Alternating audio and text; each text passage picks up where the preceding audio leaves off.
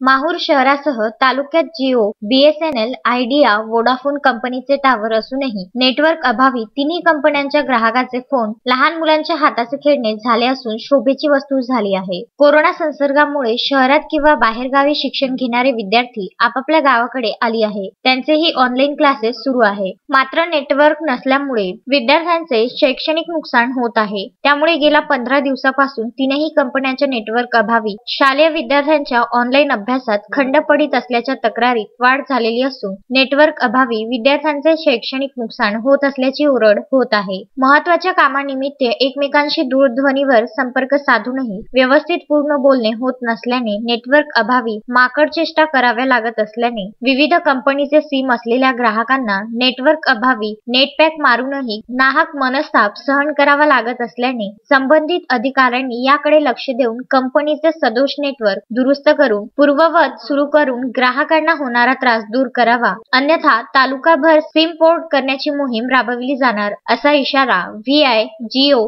बीएसएनएलच्या ग्राहकांनी दिला आहे। संजय घोगरेसह अनवर खिच्ची, विदर्भ न्यूज, माहूर।